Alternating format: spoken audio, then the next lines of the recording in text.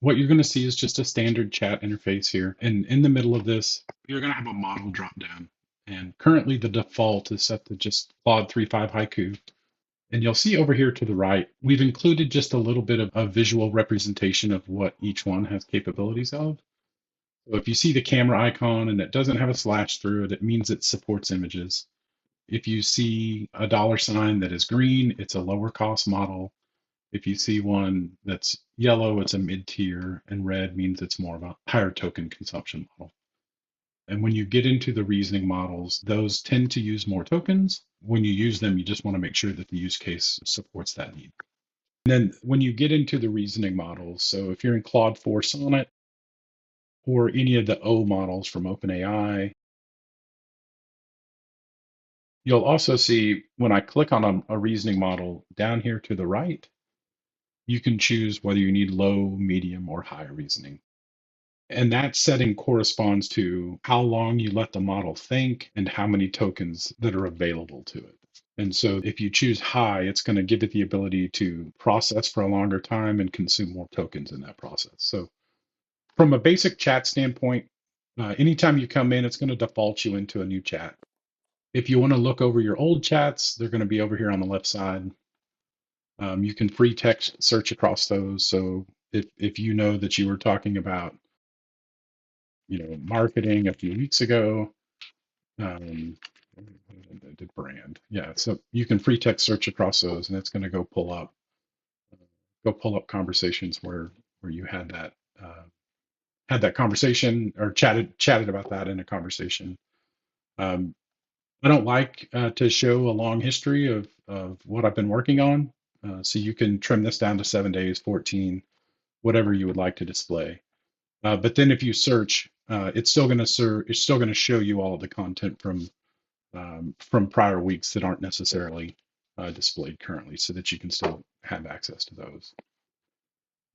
Whenever you have a conversation, that conversation is shareable with anybody within the organization. So let's say I want to know many time zones. I just need a simple reply. I'm not trying to create anything crazy here. Just wanted to show the share feature. So after that comes back over here on the right-hand side, I've got a couple of options. I can copy the text, so I can copy and paste it. I can also take this and turn it into an artifact. So if I want to generate an artifact and save that, I can edit in this pane if I would like to as well. I can download anything as a Word file. And when you download, you also have the option to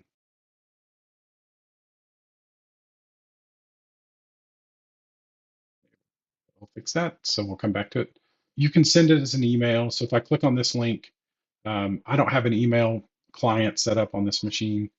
But if you have an email client set up, Chrome will recognize that and enable it, and you can email the response. And then I can edit in line,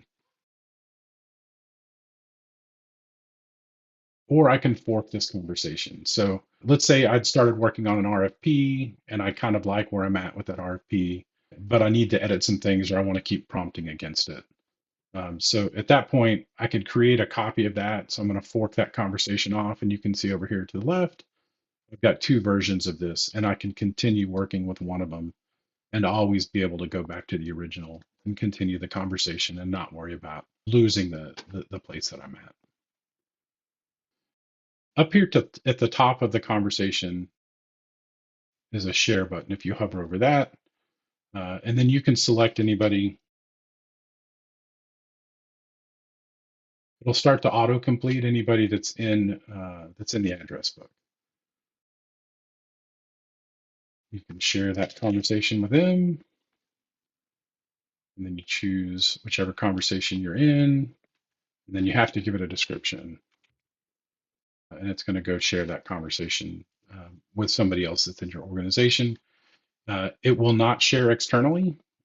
There's no connection to the external world. So even if you were to put in an email address that was not within your company, it's not going to go anywhere. It'll create an empty share for a user that doesn't exist, but it's not accessible to anybody. And then if somebody has shared something with you, you can go under the shared icon over here to the left-hand side of the menu, and it'll show up under shared with you. and then you can click on anything that this will show you. This will give you the ability to share if you wanted to share multiple conversations. You can do that on this left-hand side. Under the settings menu, each user has the ability to adjust what models they want to see. So we did get some feedback from users that it's great to have access to all of these models, but it's a little bit overwhelming to see them all. I really only use 3 or 4 of them. And so you can go into your settings menu and you can, leave off the Amazon models, the Meta models, OpenAI. And then even within each one of these, you can uncheck ones that you don't want to see. And so that'll help keep that a little more manageable. And so now when I click the drop down, I'm only going to see the models that I've chosen, the ones that I typically would use.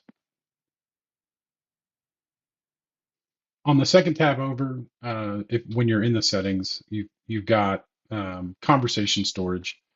You can choose whether to store conversations locally on your machine, or you can choose to store them up in cloud storage. If you store them in cloud storage, they are going to sync across your devices. So if you have multiple computers, you'll be able to access those from places.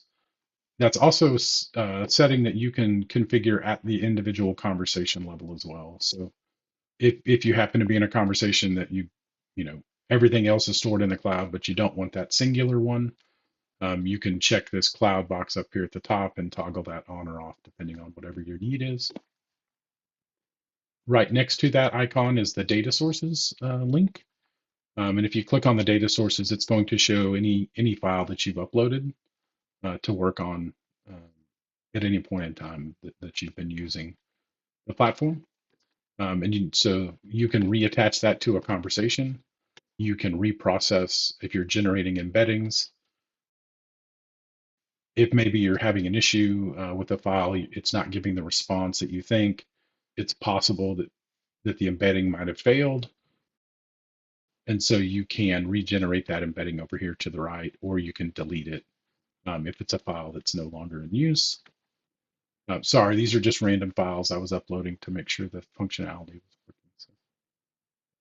And then down here at the bottom is a similar menu, but it has a free text search across it. So if you have multiple documents, it's easier to find the one you're working with. You can also sort by type, and you can add tags to files as well. So let's say you have a bunch of marketing materials and you want to tag those all as marketing.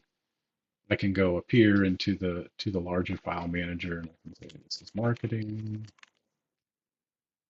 This is marketing. And this marketing as well. And so at this point now, if I want to go have a chat with my marketing files, whoops, instead of individually selecting the files, I can just go select the marketing. And it's going to pull any file into the conversation that has that tag on it. So it just gives you a way to group files easily to have conversations. We go back here. Inside of the settings, you have the ability to turn on and off a couple of features. There's an artifacts implementation. I briefly showed you that earlier. This feature does interfere. There's a PowerPoint generator, and the artifacts tool and the PowerPoint generator do not interact. We can't generate a PowerPoint when we're in an artifact mode. So if you're trying to use the PowerPoint assistant, artifacts is something you need to turn off.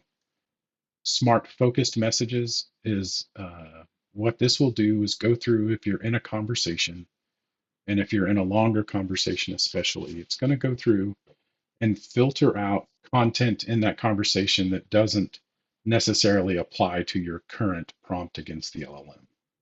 So let's say I came into the conversation this morning.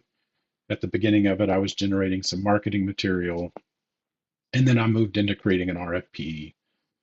Well, I don't necessarily need all of the marketing conversation included in the RFP.